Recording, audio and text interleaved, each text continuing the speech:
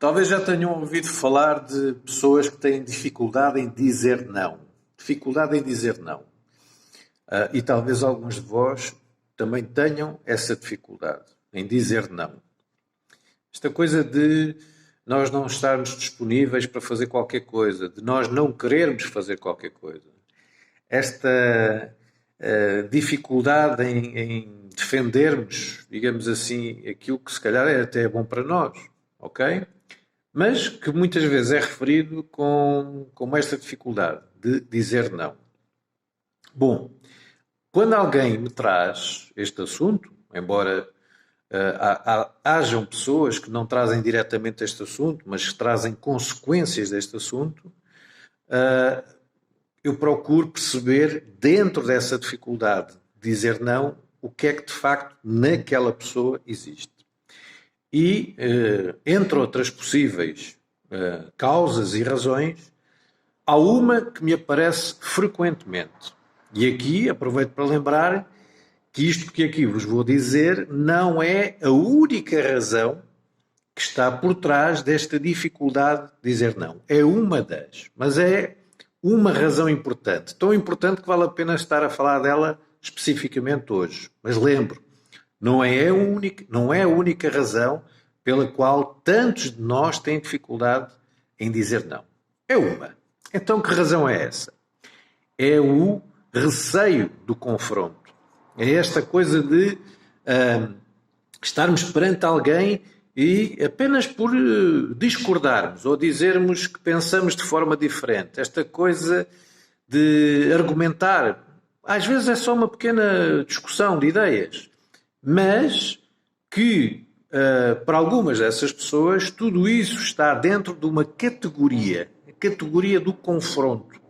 E esta coisa do confronto, esta categoria do confronto pode se tornar de tal forma abrangente que há discussões, há conversas, há debates, há clarificações e também há coisas que se calhar um bocadinho mais intensas que a pessoa tende a evitar. Por exemplo, se eu tenho um amigo meu que me pede para ir com ele a algum sítio, eu digo que não e ele fica um pouco zangado comigo e eu obrigo-me a dizer que sim, porque eu não quero que ele se sinta triste ou zangado ou incomodado com o meu não. Portanto, há aqui uma categoria que vale a pena nós observarmos como uma categoria muito abrangente que tem a ver com esta coisa do confronto, eu entrar em discordância com o outro, eu entrar em divergência com o outro, eu apresentar apenas a minha opinião diferente que o outro tem, etc, etc. Portanto, vamos olhar para isto como uma categoria de situação, de tipo de circunstâncias, está bem? É esta coisa do confronto. Então, porquê é que algumas pessoas, olhando para dentro, porquê é que algumas pessoas têm tanto desconforto em relação ao confronto? Bom, poderão eventualmente pensar que, mas toda a gente, enfim, tem uma certa aversão ao confronto. Bem, é verdade, eu próprio também não tenho especial prazer em andar a discutir com as pessoas. Mas, e portanto, eu concebo que qualquer ser humano em que o funcionamento da mente esteja minimamente saudável, sim, poderá pensar dessa forma, que não é necessário, vamos tentar encontrar aqui formas de chegar a um acordo, etc. Mas pronto, não é uma coisa que me seja simpática, esta coisa de estar em confronto com alguém, discutir com alguém, etc. Agora, o problema é quando esse desconforto passa para além daquilo que é o razoável e nós começamos a ficar reféns desse evitamento. Portanto, vamos evitando tudo aquilo que seja discordância, divergência, confronto, embate, etc, etc, etc. Bom, e lá está. Muitas vezes não olhamos para este assunto com a seriedade que ele tem e vamos ficando um pouco reféns desta necessidade de, que muitas pessoas, enfim, traduzem de outra forma, que é de agradar ao outro. Está bem? Mas, apesar de ser um assunto complexo, esta coisa do querermos agradar ao outro, de termos dificuldade em dizer não. Vamos olhar hoje para este ponto que tem a ver com o evitamento do confronto, ok? Pronto. Vamos pelo sim, pelo não. Se alguns de vós têm este assunto, verificar se no nosso passado existiam situações de discussão, não necessariamente connosco, mas, por exemplo, dentro da nossa família, se havia situações mais tensas, em que nós observamos, por exemplo, ou o nosso pai a discutir com a nossa mãe, ou os nossos pais a discutirem com os nossos irmãos, ou, enfim, dentro da família, este tipo de, enfim, dinâmicas um pouco mais intensas. Se elas existiam, ou se algumas delas eram para connosco, digamos que é importante observar este pormenor. Não querendo explicar tudo por aí, mas é importante observar essa circunstância em particular.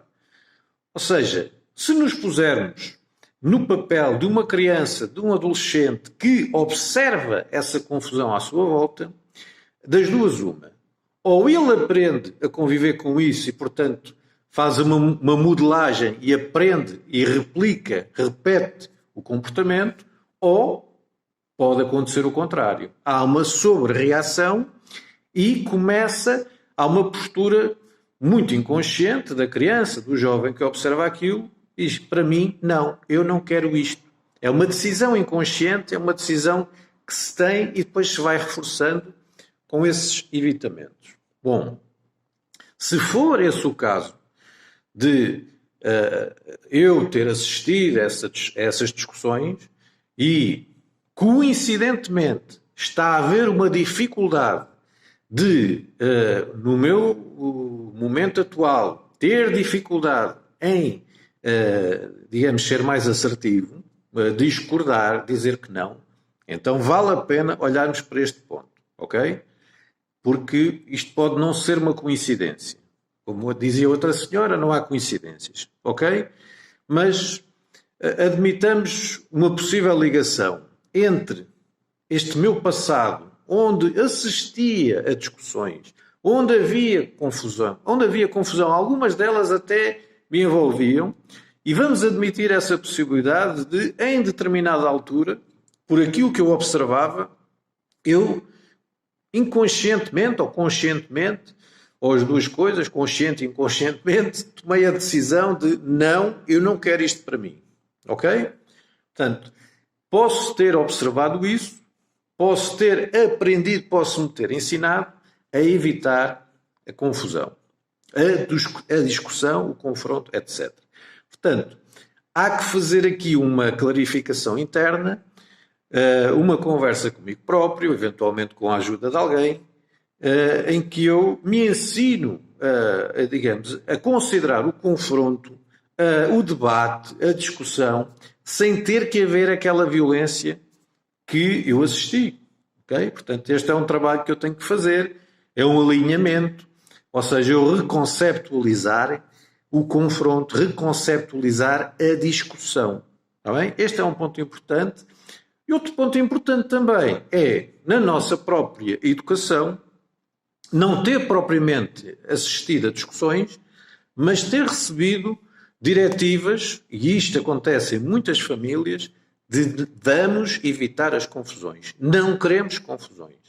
E isto de tal forma é repetido, tal forma é repetido, tal forma é repetido. Isto pode parecer ridículo aquilo que eu estou a dizer, mas transforma-se numa espécie de lavagem ao cérebro em que essa diretiva, não queremos confusões, não vamos armar confusões, não queremos confusões com ninguém, isto transforma-se numa diretiva que vai ficando enraizada, instalada e consolidada. Portanto, temos que ter atenção a isto. Pode parecer exagerado aquilo que eu vos estou a dizer, mas o que eu posso partilhar convosco é que, coincidentemente, tenho encontrado muitas pessoas que têm esta tendência para evitar o confronto com este tipo de mensagem na sua educação. Ok? Portanto, atenção, estou-vos a dar dois importantes exemplos e umas vezes até os dois ocorrem em simultâneo, mas poderão existir outras circunstâncias por trás deste evitamento do confronto. Ok? Existem muitas variações, existem muitas histórias pessoais. Agora, parece-me interessante com estas ideias que aqui vos lanço, lançarem esta pergunta para dentro, ok? Em vez de assumirem isto como um traço da vossa personalidade que parece não ser possível mudar, não pensem de forma diferente. Sim, onde é que eu aprendi a evitar o confronto? Onde é que eu aprendi a afastar de mim as confusões? Onde é que eu aprendi a ter tanta dificuldade em dizer não, mas aqui mais concentrado na questão do confronto? Onde é que eu aprendi a afastar-me, a evitar tudo o que tenha a ver com confusão, confronto, discussão, etc. E quando vocês fazem essa pergunta, se for esse o caso, se vocês tiverem, digamos assim, este problema para resolver, vejam, lançando essa pergunta, ficando em silêncio, vejam o que é que pode ir surgindo na vossa mente. Está bem? E não estranhem-se para mexer nessa memória, vocês próprios também não consigam, porque às vezes o que acontece é que essas memórias têm algumas emoções associadas e a nossa mente tenta proteger-nos.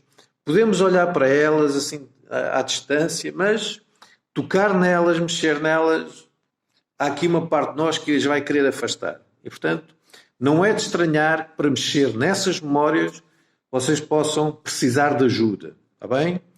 É normal nós precisarmos de ajuda, toda a gente, num momento ou outro da nossa vida, da sua vida, pode precisar de ajuda, como eu também já precisei e, de vez em quando, também peço a colegas meus para me ajudarem. Está bem?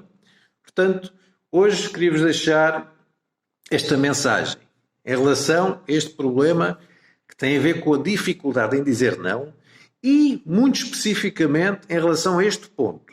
Onde é que eu me ensinei, como é que eu aprendi a evitar tudo o que tenha a ver com discussão, confusão, divergência, discordância, debate, seja o que for. Está bem? Pensem um pouco neste aspecto, neste pormenor ao detalhe, e talvez alguma luz se possa fazer. Está bem? Se quiserem, deixem um comentário aí no meu vídeo, que deixo aqui no Facebook, no YouTube e também no WhatsApp. Portanto, o canal está aberto, como é costume, e as vossas dúvidas, partilhas pessoais serão muito bem-vindas. Estamos todos a aprender uns com os outros. Está bem? Grato, grato, grato. Luz, paz e amor no coração, calma, esperança e coragem. E ensinem-se a dizer não, porque nós precisamos muitas vezes dizer não a muitas coisas e a muitas pessoas. Dizer não a algumas coisas é dizermos sim a nós próprios. Sei que não é fácil, mas é uma aprendizagem que é fundamental fazer. Tudo bom.